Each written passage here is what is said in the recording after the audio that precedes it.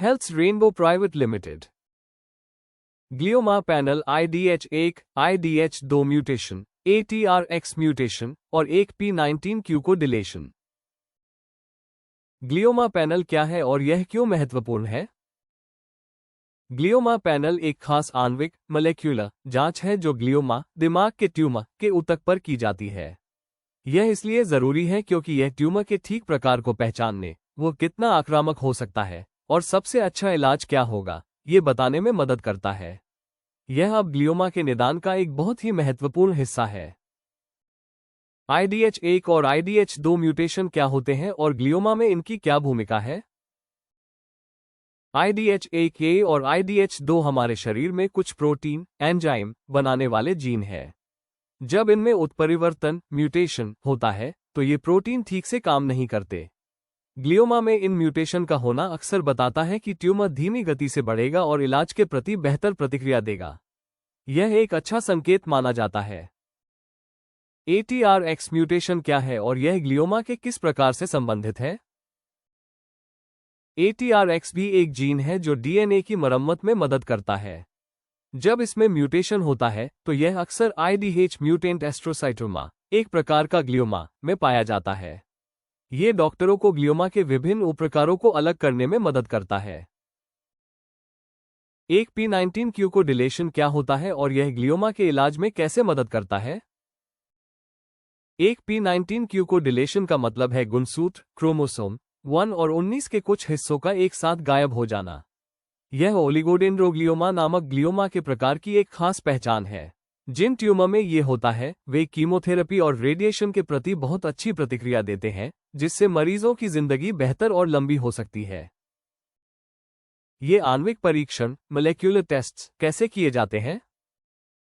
ये परीक्षण ट्यूमर के ऊतक के नमूने पर किए जाते हैं। यह नमूना आमतौर पर बायोप्सी या सर्जरी के दौरान लिया जाता है। फिर लैब में खास तकनीकों जैसे सीक्वेंसिंग या फिश का इस्तेमाल करके इन म्यूटेशन या डिलेशन का पता लगाया जाता है। इन परीक्षणों के परिणाम ग्लियोमा के निदान और उपचार को कैसे प्रभावित करते हैं? परिणाम सीधे आपके निदान को बदल सकते हैं। उदाहरण के लिए, ट्यूमर को IDH म्यूटेंट या वाइल्ड टाइप के रूप में वर्गीकृत करना। वे ये भी बताते हैं कि ट्यूमर कितना आक्रामक हो सकता है और डॉक्टर ये तय कर सकते हैं कि आपको किस प्रकार की कीमोथेरेपी या रेडिएशन सबसे ज्यादा फायदा देगा।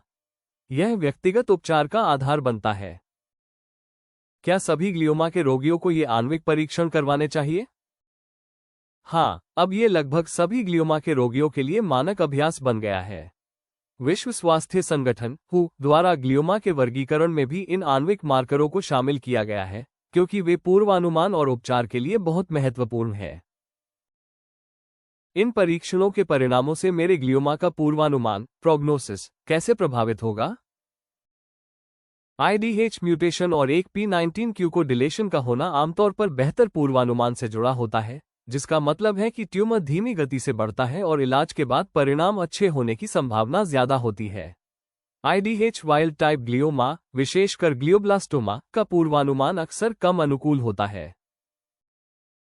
क्या इन म्यूटेशन या डिलेशन के आधार पर कोई नई या लक्षित टारगेटेड दवाएं उपलब्ध है? हाँ, IDH म्यूटेशन वाले ट्यूमर के लिए कुछ लक्षित दवाएं, जैसे IDH इनहिबिटर, विकसित की जा रही हैं और कुछ स्वीकृत भी हो चुकी हैं, जो इन म्यूटेशन वाले कैंसर कोशिकाओं पर सीधे काम करती है।